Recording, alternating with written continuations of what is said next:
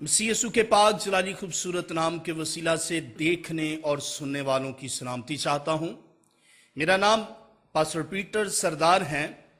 मैं खुदावन का शुक्र करता हूं कि खुदा ने आज मुझे ये मौका दिया कि मैं खुदावन के कलाम को आप सबके सामने रख सकूं और खुदावन के कलाम को बयान कर सकूं। उससे पहले मैं शुक्रगुजार हूं अपने प्यारे भाई पास्टर आरफ सरदार का, जो सच्चाई टेलीविजन के वसीला से सुनने और देखने वालों के लिए एक बहुत जबरदस्त जरिया है कि वो सच्चाई टीवी के वसीला से दूसरों तक खुदावन का कलाम पहुंचा सकें, उन तक जिन तक खुदाम का पहुंचना जो है वो मुश्किल तरीन होता है।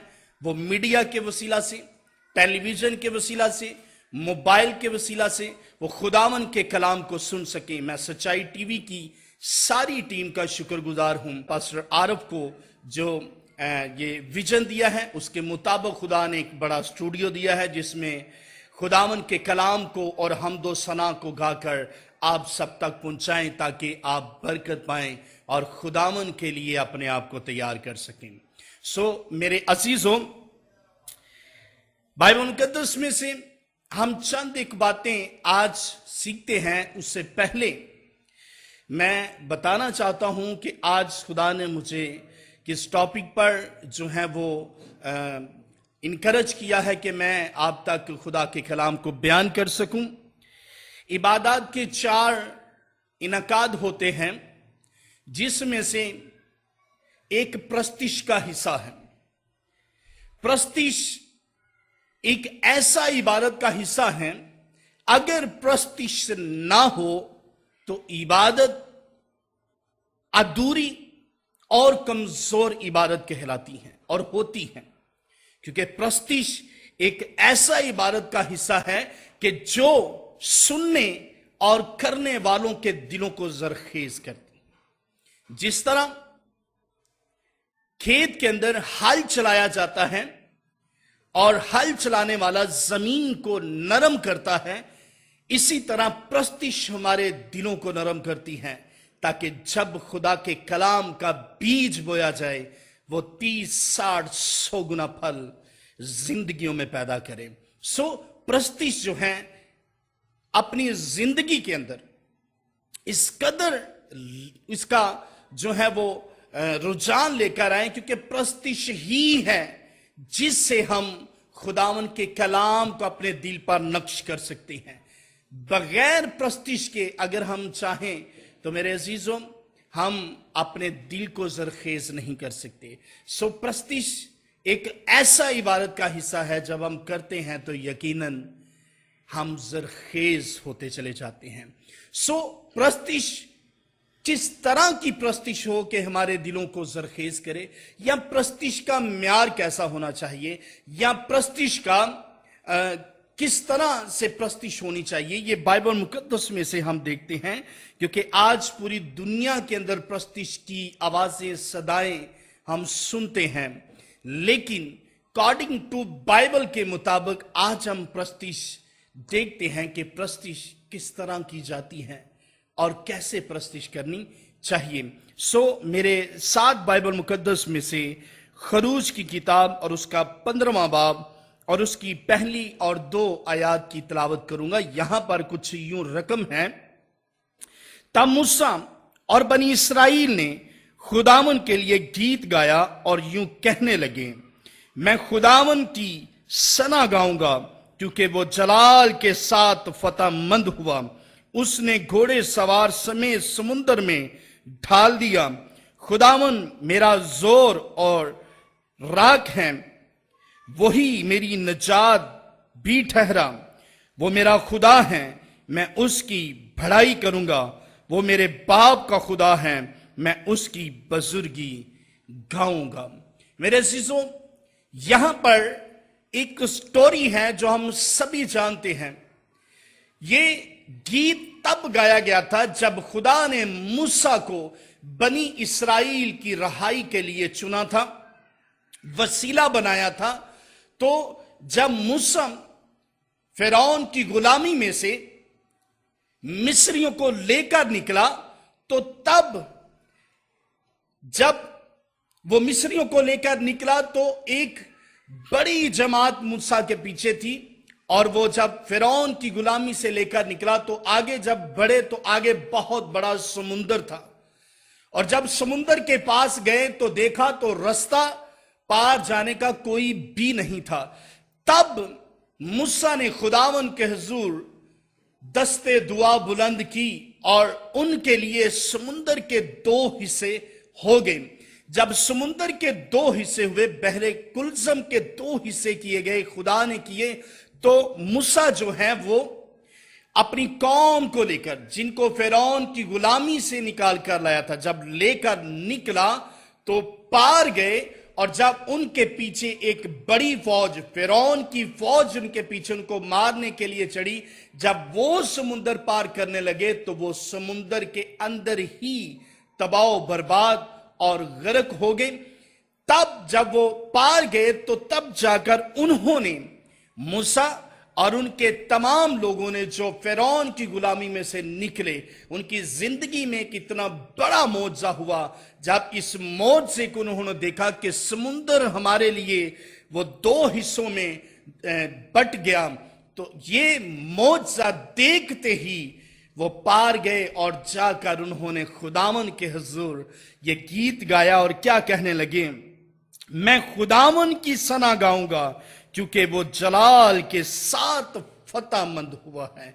ये उन्होंने गाकर खुदावन की मदह की, गाकर खुदावन की सना की, गाकर खुदावन के नाम की उन्होंने सिताइश करके उसके नाम को जलाल दिया।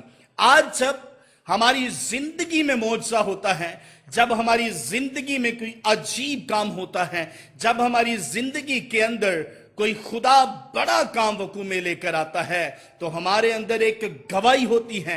जब हम गवाही देने के लिए आते हैं तो फिर हमारे अंदर से आवाज आती है कि मैं खुदावन की मदह करूंगा, मैं खुदावन की सिताइश करूंगा, मैं खुदावन की हम्द करूंगा। जिस तरह मूसा और उसके साथ जो हैं फिरौन की गुलामी से निकले हुए लोग, उन्होंने मिलकर खुदावन की मदह की, क्योंकि उनकी जिंदगी में बड़ा मौजज़ा हुआ था। आज जब हमारी भी जिंदगी में बड़ा मौजज़ा होता है तो हमें जरूरत है कि हम खुदावंद की मदह करें, खुदावंद की सिताइश करें, खुदावंद की हम्द करें। और कैसे करें? जैसे मूसा और उसके लोगों ने की और कहा कि मैं खुदावंद की सना गाऊंगा, मैं खुदावंद की सना गाऊंगा क्योंकि वो जलाल के साथ फतहमंद हुआ है। जब खुदा फतहमंदी का हमारी जिंदगी में झंडा गाड़ता है तो हम फतह याब होते हैं। जब फतह याब होते हैं तो हमारे अंदर से प्रस्तिश की सदाएं निकलती हैं, हमारे अंदर से प्रस्तिश की हम्द की सदाएं निकलती हैं। जब हमारे अंदर से प्रस्तिश और हम्द की सदाएं निकलती हैं तो खुदा सुनता है और हमारे दिलों को जरखेज करता है, वो हमारे दिलों को शादमान करता है। वो हमारी सदाओं, हमारी प्रस्तिश की आवाज को सुनकर वो आसमान खोलता है। और ये प्रस्तिश सिर्फ उनके लिए नहीं है जो गाने वाले हैं, ये प्रस्तिश उनके लिए नहीं है जो हम तो सना करवाने वाले हैं या करने वाले हैं, ये चंद एक लीडर हैं। ये प्रस्तिश हर एक के लिए है। हर एक जान जिसको खुदा ने पैदा किया है उसकी जिंदगी में बड़ा मौजज़ा है कि मुझे खुदा ने जमीन पर अपनी हम्द के लिए पैदा किया है। सो आइए देखते हैं, क्या ये सिर्फ प्रस्तिश चुने हुए लोगों के लिए ही सिर्फ मधु है या उन हर एक फर्दो बशर के लिए भी ये आजाज है कि वो प्रस्तिश करे। सो बाइबल मुकद्दस में से एक रेफरेंस देखते हैं जिसमें से जबूर की किताब और उसका जबूर 148 और उसकी 11वीं 12वीं और 13वीं आयत की तिलावत करूंगा। यहां पर लिखा हुआ है, ए जमीन के बादशाहों और सब उम्मतों, ए उमरा, ए जमीन के सब हाकमों, ए नौजवानों, ए कंवारियों, ए बुड्ढों, ए बच्चों, सब खुदावन के नाम की हम्द करो, क्योंकि सिर्फ उसी का नाम मुमताज है और उसका जलाल जमीन पर اور آسمان سے بلند ہیں، اور اس نے اپنے سب مقدسوں یعنی اپنی مقرب قوم بنی اسرائیل کے فخر کے لیے اپنی قوم کا سنگ بلند کیا، اور خداوند کی حمد کرو۔ یہاں پر کسی کو پسے پشت نہیں پھینکا گیا کہ کوئی شخص کہے کہ میں بوڑھا ہو گیا ہوں، میں پرستش نہیں کر سکتا، یا میں بچہ ہوں، میں پرستش نہیں کر سکتا، یا میں ایک بڑا سٹیٹس والا ہوں، میں پرستش نہیں کر سکتا، یا میرا رتبہ جو ہے میرا رتبہ بہت بڑا ہے، میں پرستش نہیں کر سکتا۔ یہاں پر لکھا ہے، اے زمین کے سب بادشاہوں، زمین کے سب بادشاہوں اور امتوں، یہاں پر بادشاہوں کو کہا گیا ہے، امتوں کو کہا گیا ہے، اور امراء کو کہا گیا ہے، اور زمین کے سب حاکموں کو کہا گیا ہے۔ اگر کوئی یہ کہے کہ میں وزیر اعظم ہوں، وزیر اعلیٰ ہوں، یا میرا ایک بہت بڑا سٹیٹس ہے تو میں پرستش کروں، تو یہاں پر خدا کا کلام کہتا ہے کہ اے بادشاہو، اے امتو، اے امراؤ، اے زمین کے سب حاکموں، کیا کرو؟ خداوند کی حمد کرو۔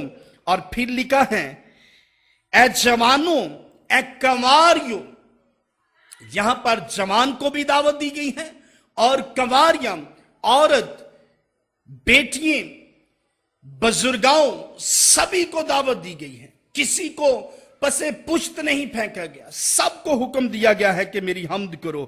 اور لکھا ہے، اے بڈھو، سب کو خداوند نے یہ اعزاز بخشا ہے کہ خداوند کی حمد کرو، خداوند کی مدح سرائی کرو۔ اور یہ زمین پر ہی نہیں ہے، یہ آسمان سے بھی صداؤں کی آوازیں آتی ہیں، آسمان سے بھی یہ حمد و ثنا کی آوازیں ہوتی ہیں، جو خداوند کے حضور، جو اس کے ارد گرد 120 کی جماعت، جو 24 بزرگ ہیں، وہ بھی خداوند کی حمد کرتے ہیں۔ آسمان سے بھی حمد کی صدائیں ہیں، اور زمین پر بھی سب کو کہا گیا ہے کہ تم خداوند کی حمد کرو۔ اور بائبل مقدس میں لکھا ہے، حمد کرنا مقدسوں کو زیبا ہے۔ جب خدا کے لوگ خداوند کی حمد کرتے ہیں تو دلوں کی زمینیں زرخیز ہوتی ہیں، دل شادمان ہوتے ہیں، دل چاک ہو جاتے ہیں، اور آسمان کھل جاتا ہے، کیونکہ خدا پرستش کو پسند کرتا ہے، خدا پرستش کو لائق کرتا ہے۔ جس طرح بنی اسرائیل نے خداوند کی پرستش کی، جس طرح بنی اسرائیل نے خداوند کی مدح کی اور خداوند کو خوش کیا کہ تو نے ہمارے لیے بڑا کام کیا ہے۔ جب ہماری زندگی میں بھی بڑا کام ہوتا ہے تو یقیناً ہمارے اندر سے پرستش کی صدائیں نکلتی ہیں۔ اور بائبل مقدس میں کسی کو بھی پسے پشت نہیں پھینکا گیا، سب کو دعوت ہے۔ اور یہ زمین پر، جس طرح میں نے پہلے بتایا ہے کہ یہ زمین پر ہی نہیں بلکہ آسمان پر بھی صداؤں کی آوازیں آتی ہیں۔ اور بائبل مقدس میں سے دیکھتے ہیں میرے ساتھ کہ کس طرح آسمان پر خدا کی حمد ہوتی ہے۔ مکاشفہ کی کتاب اور اس کا 19واں ابواب، اور ہم اس کی یہاں پر دیکھتے ہیں 4 آیت کی تلاوت کریں گے۔ اور 24 بزرگ اور جانداروں نے گھر کر خداوند کو سجدہ کیا جو تخت پر بیٹھا تھا، اور کہا آمین، ہاللویا۔ 5ویں آیت، تب میں اسے اور تخت میں سے یہ آواز نکلی کہ اے اس سے ڈرنے والوں، اس کے بندوں، سب خداوند کی حمد کرو، سب ہی خداوند کی حمد کرو۔ 24 بزرگ بھی یہاں پر پرستش کرتے ہوئے نظر آتے ہیں، خداوند کو سجدہ کیا، اور سجدہ کرنے کے بعد انہوں نے خداوند کی حمد کی، خداوند کی پرستش کی۔ اور آج میرے عزیزو، ہمیں بھی ضرورت ہے کہ ہم خداوند کی ایسی پرستش کریں جس پر وہ تخت نشین ہو، ایسی حمد کریں جس پر تخت نشین ہو، ایسی مدح کریں کہ جس پر وہ تخت نشین ہو۔ اور وہ کیسے ہو سکتا ہے؟ کس طرح ہو سکتا ہے؟ جب ہماری زندگی میں پاکیزگی ہوگی، جب ہمارے ہونٹوں پر پاکیزگی ہوگی، جب ہمارے لبوں پر پاکیزگی ہوگی، جب ہمارے ذہنوں کے اندر پاکیزگی ہوگی، جب ہماری آنکھوں کے اندر پاکیزگی ہوگی، جب ہمارا بدن پاکیزگی کے ساتھ معمور ہوگا، تو پھر ہمارے منہ سے، ہمارے گلے سے، ہمارے اندر سے نکلنے والی آواز جو پرستش کی آواز ہے، اس سے آسمان کھلے گا، اور جب آسمان کھلے گا تو زندگیاں شادمان ہوں گی، زندگیاں معجزے حاصل کریں گی، زندگیاں ہر قسم کے بندنوں سے آزاد ہوں گی، ہر قسم کے جرموں سے آزاد ہوں گی، جب ہم پاکیزگی کے ساتھ عمل کریں گے، جب پاکیزگی کے ساتھ خداوند کی مدح سرائی کریں گے۔ بہت سارے لوگ جو ہیں وہ پرستش کرتے ہیں، پرستش کرنا بہت اعلیٰ بات ہے، بہت جو ہمارے اندر ایک پرستش کا ایک بہت بڑا معیار خدا نے ہمیں رکھا ہے، تو جب ہم پرستش کرتے ہیں تو یقیناً ہم خداوند کی شکر گزاری کرتے ہیں۔ بہت سارے لوگ ہیں جو پرستش کرتے ہیں، اس سے پہلے ان کے سٹائل، ان کے سٹیٹس بڑے ہی ڈیفرنٹ ہوتے ہیں۔ کچھ لوگ پرستش کرنے والے وہ گٹکا کھاتے ہیں، سگریٹ پیتے ہیں، چھالیاں کھاتے ہیں۔ ان چیزوں سے خدا کا آسمان نہیں کھلے گا، ان چیزوں سے خداوند کبھی راضی نہیں ہوگا، کبھی بھی خدا خوش نہیں ہوگا۔ چاہے آپ 2 گھنٹے 10 گھنٹے بھی آپ پرستش کرو، آپ کی پرستش پر خدا تخت نشین نہیں ہوگا۔ تب ہوگا جب آپ پاکیزگی کے ساتھ خداوند کی حمد کریں گے۔ 24 بزرگ خدا کی حمد کرتے ہوئے نظر آتے ہیں۔ یہاں پر بھی جو بائبل مقدس کے اندر مکاشفہ 19 باب کی 5ویں آیت میں بھی دعوت دی گئی ہے، اے سب زمین کی امتوں خداوند کی حمد کرو۔ اور حمد کیسے کرنی ہے؟ جس طرح خداوند کے حضور خدا کے بندہ موسیٰ اور اس کے تمام آزاد کیے ہوئے لوگوں نے خداوند کی حمد کی، خداوند کی پرستش کی، خداوند کی پرستش کا انہوں نے تخت سجایا، اور خدا ان پر مہربان ہوا۔ آئیے آج ہم اپنی پرستش کو اعلیٰ بنائیں، اپنی پرستش کا معیار بنائیں، اپنی پرستش کو اس قدر پاکیزگی میں لے کر آئیں، جب ہم منہ کھولیں تو آسمان کھل جائیں، جب ہمارے گلے سے پرستش کی آواز نکلیں تو سننے والوں کے دل چاک ہوتے چلے جائیں، سننے والوں کے دل زرخیز ہوتے چلے جائیں، سننے والوں کے دل شادمان ہوتے چلے جائیں۔ میرے عزیزوں، آج وہ وقت ہے کہ ہم پرستش کا معیار بنائیں، اور وہ معیار جس سے خدا خوش ہوتا ہے، وہ معیار جو خدا چاہتا ہے، وہ معیار جس سے خدا تخت نشین ہوتا ہے۔ اور وہ معیار کیسا ہے؟ وہ پاکیزگی کا معیار ہے۔ اپنے ہونٹوں کو پاک کریں، اپنے گلے کو پاک کریں، اپنی زبان کو پاک کریں، اپنی سوچوں کو پاک کریں، اپنی آنکھوں کو پاک کریں۔ پھر جب آپ پرستش کے لیے منہ کھولیں گے تو یقیناً معجزات ہوں گے، بڑے کام ہوں گے، اور خدا تخت نشین ہوگا۔ خداوند اس کلام کے وسیلہ سے آپ سب کو برکت دے۔ God bless you all.